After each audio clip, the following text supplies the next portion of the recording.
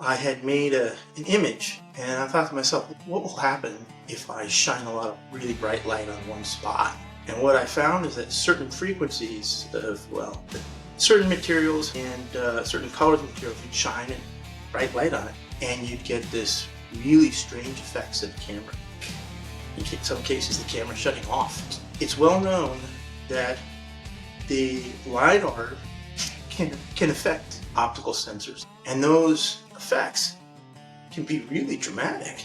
And I started digging into this, and I found out there's people who are doing all sorts of study and cool things. But I had this intuition of making a system that would allow you to do like radio frequency type cyber stuff, but with light. I saw some people talking that the AI is going to take over the battlefield. I'm like, what are you talking about? It's everywhere. Today's guest is Robi Sen, an inventor, engineer, and futurist, the guy who knows a lot about deadly drones and defense industry. Welcome to the show, sir. Thank you for letting me talk today. Because you know me, I'm just going to talk and fill up all the podcasts. But seriously, I am on this Memorial Day pretty thankful that I have the opportunity to talk to you, which means I get to talk to a lot of other people. Yeah, absolutely. Well, we can go back to your story just to better understand where you came from and what you did in the past that shaped who you are today. Today, I want to tell you about a book I'm reading. It's written by 25 veterans of the U.S. Armed Forces, all graduates of the Masters of Business for Veterans program at the University of Southern California. The book is called Veteran Stories of Transition and Transformation. It collects the personal stories of veterans written in their own words.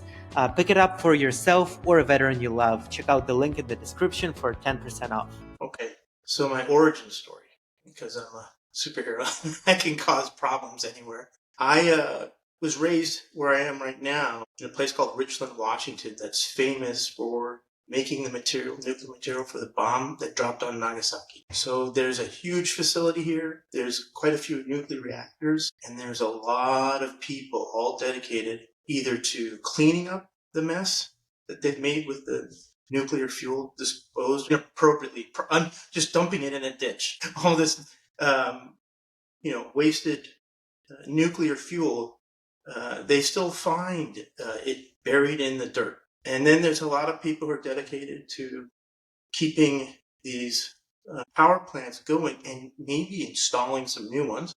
And then there's all these people who are just doing all sorts of amazing science. A number of the scientists who work like at Battelle, they're dedicated to defense. And I, when I was younger, worked at this place called the Hanford site or Hanford Reservation, where all the government facilities are.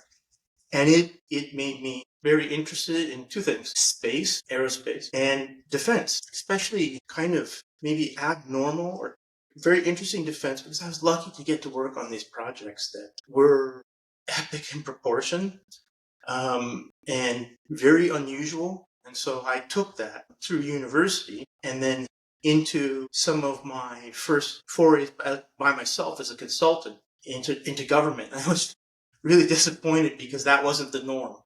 Exciting, cool, different, engaging. It just wasn't done. It was lots of paperwork. At that time, having to call people because nobody knew, so you called the right person. And then I eventually wound up in Virginia, actually DC, and then Virginia. And I was working as a consultant, making a lot of money. I was working at I was working and I was living at the Pentagon Post Apartments right across from the Pentagon. 9/11 happened, so I decided to go into defense. And if we move forward a few years after that, I came up with a friend of mine with a series of ideas that became a counter drone system. At first, it was something much better, much more interesting, but also illegal. So we went with counter drone, and we started that in 2007. It's really hard to find anybody who was before 2010. We ended up getting funded by DARPA a little bit, by OSD, and we eventually carried forward this counter drone solution. Got funding, from outside investors, and the company kind of exploded. And the people I worked with, I was writing a little note today, and there's all these events and discussions in Ukraine, and I realized all my guys, they're building the stuff that people are using. They're doing the security audit on the things that's hurting people. I got to work with people who were absolutely obsessed.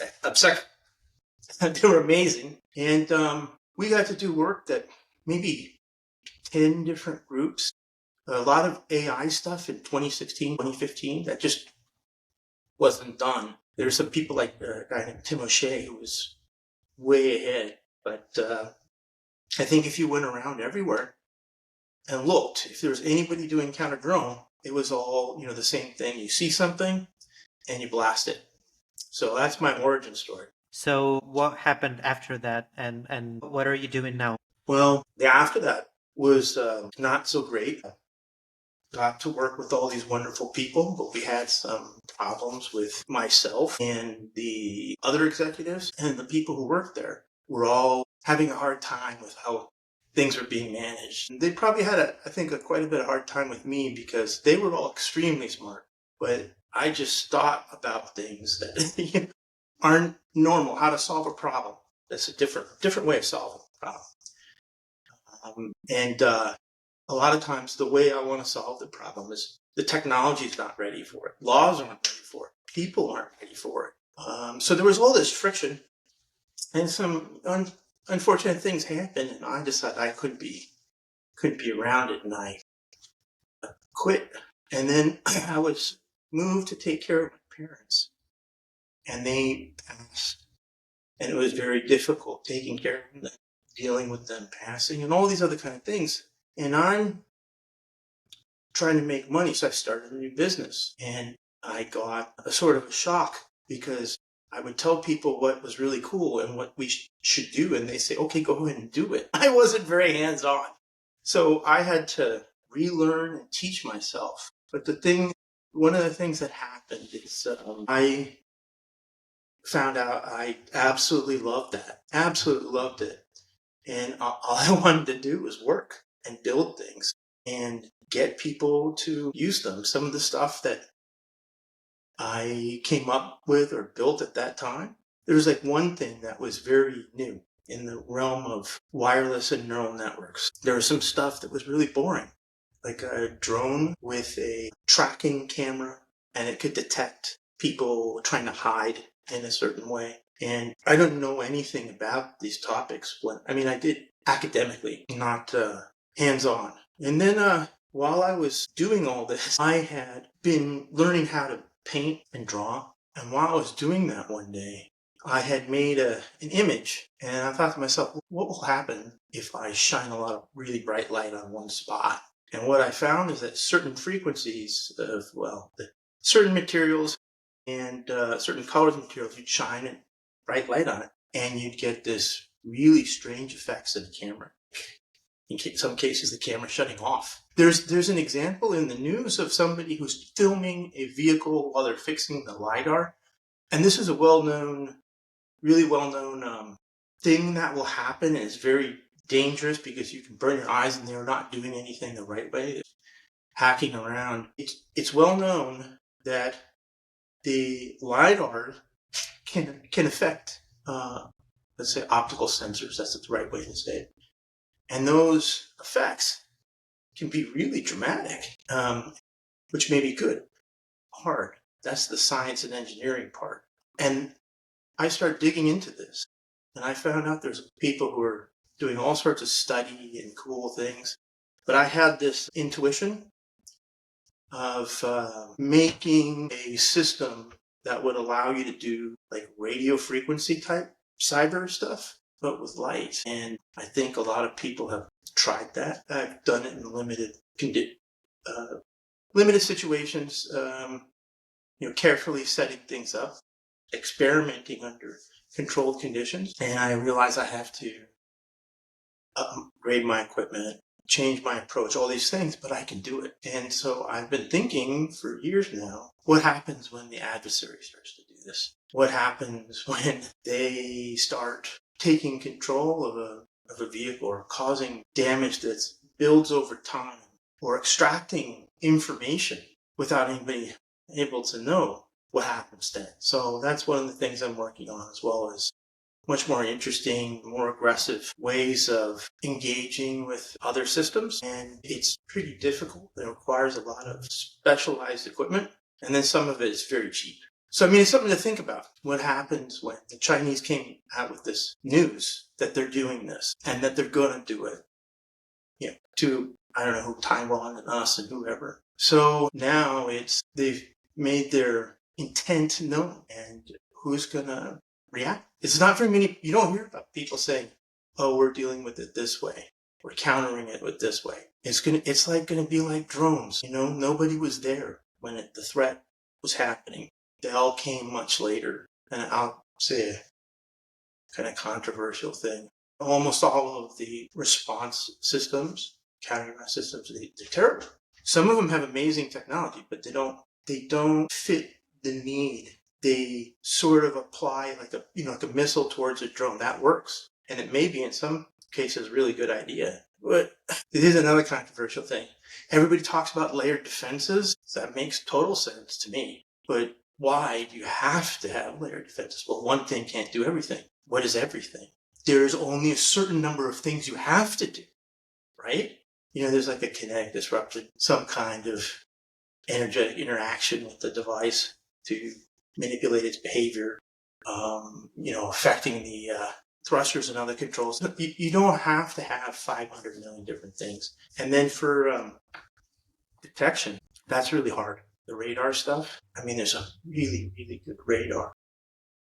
A lot of the radar, the people who deploy it, who are very smart, know a lot about radar. They're not thinking about certain behaviors of the attacker or the device, such as, just flies low to the ground, which is very hard to deal with. Sometimes, and this is another thing about AI. AI is a lot of times, at least now, easy to trick. You can do all sorts of things to try to, track, let's say, a drone. And the drone operator, if they know what they're doing, they can, confuse YOLO, right? That's a really common one. They can confuse some of the tools that the drones are doing the kind of interception, following behind, this kind of APN stuff. They're all using machine vision. That's not hard to mess up. It is actually very easy. The hard part is making sure that whatever you're using to mess it up can hit it and is like locked on. That's possible too. One of the things I'm seeing is everybody's making all this AI stuff. I think a lot of it's too much. A lot of the really sophisticated stuff, I mean, generations ahead of what people are doing now. I had somebody tell me this recently, that this thing I was working on, which is sort of what AIs are going to look like in conflict. Drones, ground vehicles, surface vehicles, all these things. What are they going to look like when they're engaging with the world? And one of the things that a lot of people assume is that the world's going to stay the same and that you're going to interact with the AI the same. We're already seeing problems with that. The AI also has to change and adapt faster than the adversary or the problem. Some of that would then require forecasting, and just this crazy complexity happens. Some people say, well, the AI should have some form of learning, which is good and interesting. One of the problems is they're all going to learn the same. They're all going to be susceptible to manipulation because there's, let's say, 100 drones, and if you have one exploit and you pop it, you get all of them, or you attack them all the same way because these ones have only learned how to deal with X, Y, and Z. So there's a lot of complexities, and there's some other things that I won't talk about too much, but they sound very woo-woo, like the drones having a way to work together outside any of the conflict stuff they do, and that they can interact with other things around them in a not necessarily physical way, but in the exchange of information. There's a huge area here, right? And almost nobody's ready for it. Maybe DARPA. Everybody else is. I'll say one thing. I know we're getting low on time, but this is a big thing for me that I talk to people about, which is if you're working on what's in front of you, these systems or anything else, AI or whatever, you're working on the past. I mean, this is now. There's no.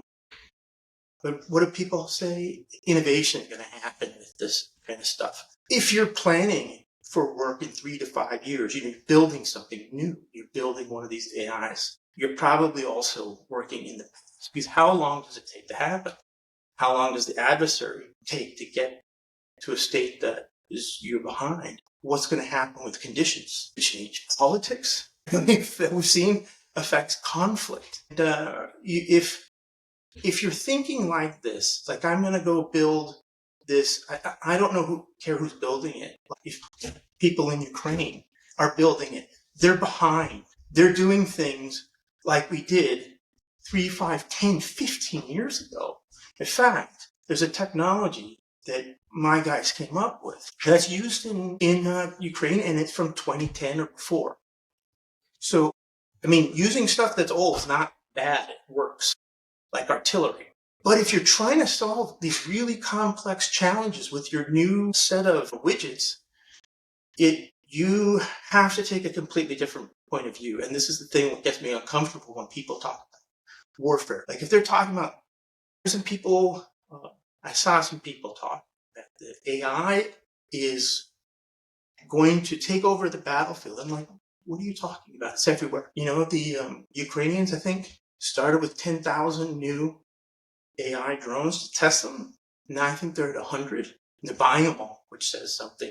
Which says we're not independent yet. They're not independent yet. But so these drones with AI, same with the Russians, are already on the battlefield doing stuff. So if you're thinking about them and dealing with it,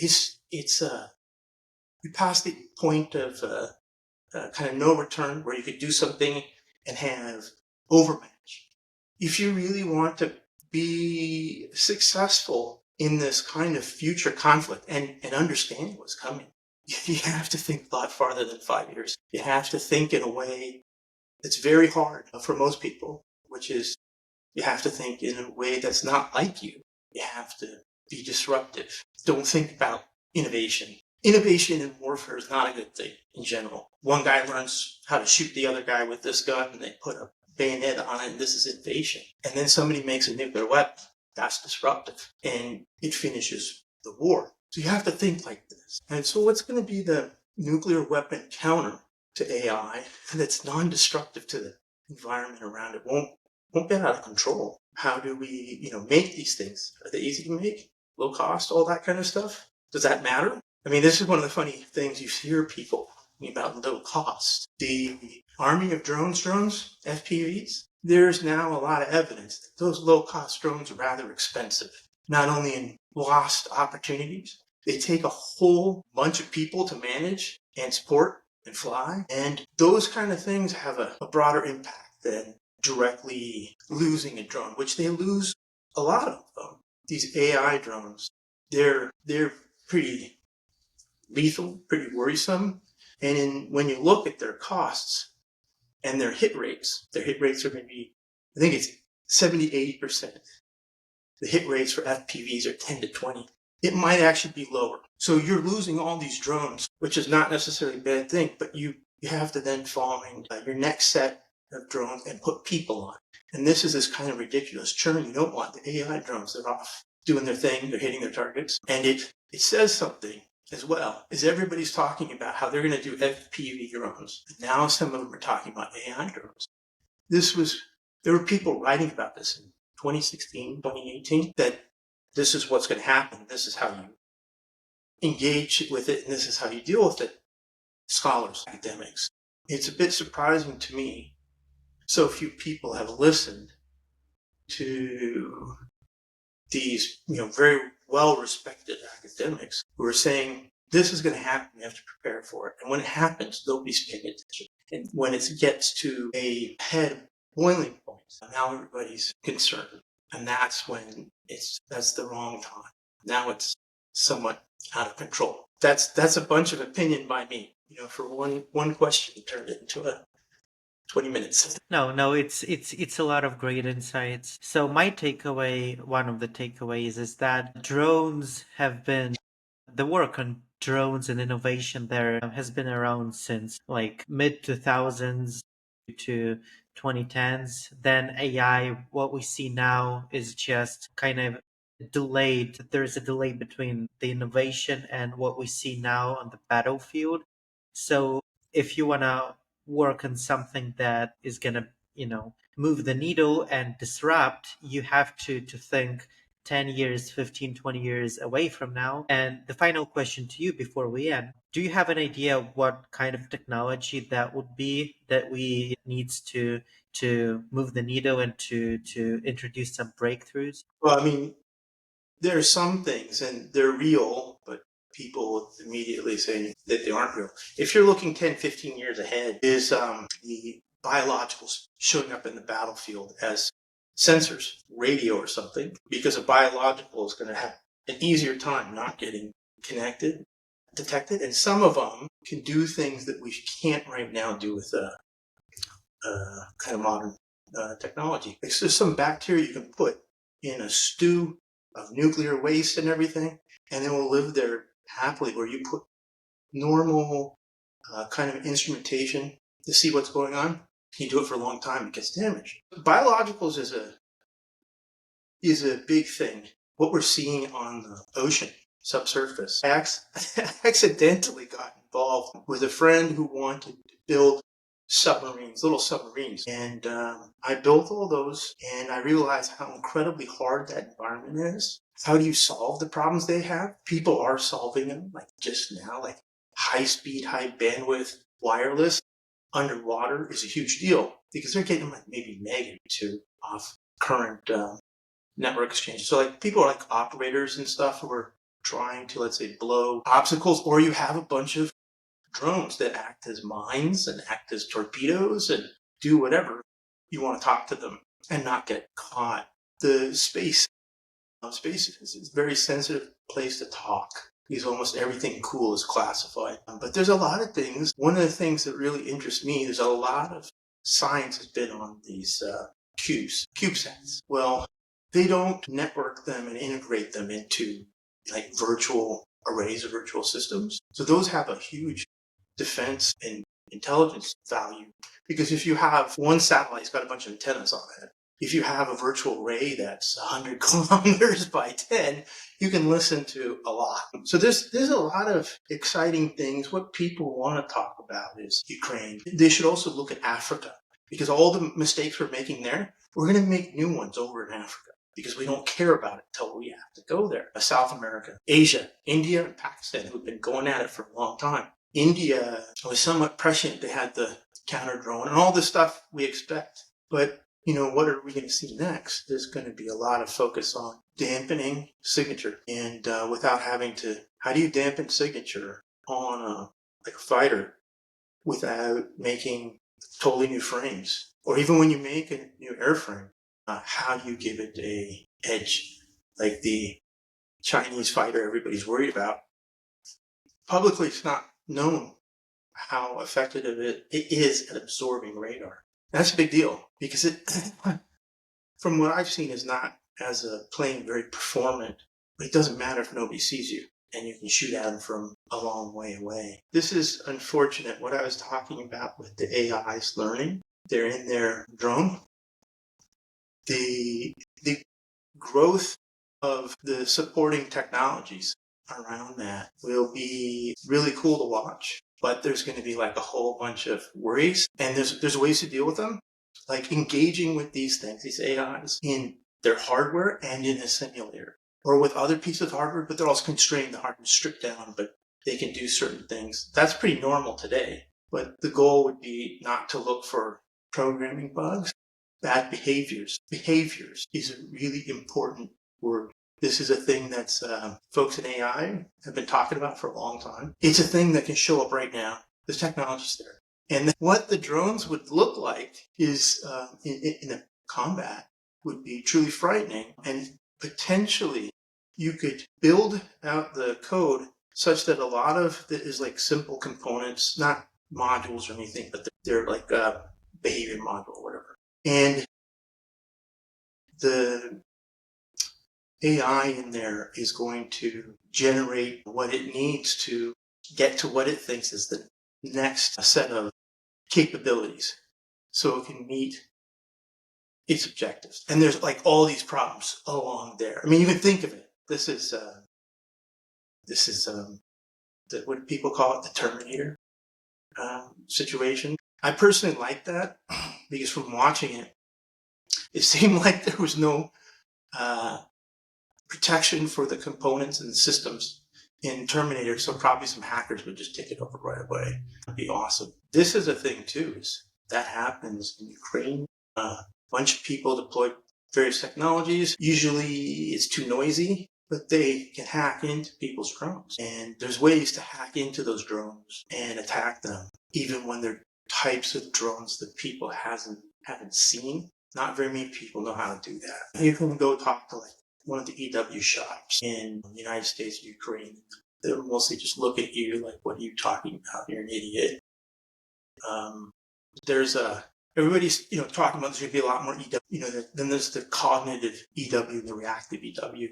But I think there may also be, offset layer is working with devices around you, that drones, and managing and controlling them. Well, EW is going to be a big, big deal, in the future, because most things are going to be mechanical. And I really have a feeling that humans are going to be working with the electronic warfare systems, not with laptops or whatever, or phones. And because they're human, they'll be able to do things, weave a kind of spell of electromagnetic and target something in a way that it doesn't know how to react to, and it has a hard time. And then you engage it, and you get the opportunity, and you can take control or stop it or whatever, and take advantage. So those are some ideas. Yeah. Some of them are not so much ideas. They're academically, supported by concepts that people have spent a lot of time studying in the lab, writing. So they're really good. Others, they're just ideas, opinions of mine. And one thing I've found is, if I'm really excited about an idea or an opinion, and I can't find anybody who's done it, because you now think you're amazing, it either means you're an idiot or a genius, and it's most likely an idiot. Because if it's a good idea, someone's done it. That's just a warning for all the people who are making the drones with AI, these advanced cyber or EW systems, or all these kind of things. Is you're very excited because nobody's done it. Well, there's a reason, and it's worth paying attention to. Well, Robbie, thank you for sharing all of your insights, stories, opinions. A lot to learn from you. So thank you for coming over to the podcast today. Good luck with what you do. And yeah, great episode. Yes, I appreciate the opportunity, and I hope everybody is, being kind of observant of Memorial Day, not just a holiday. Thank you.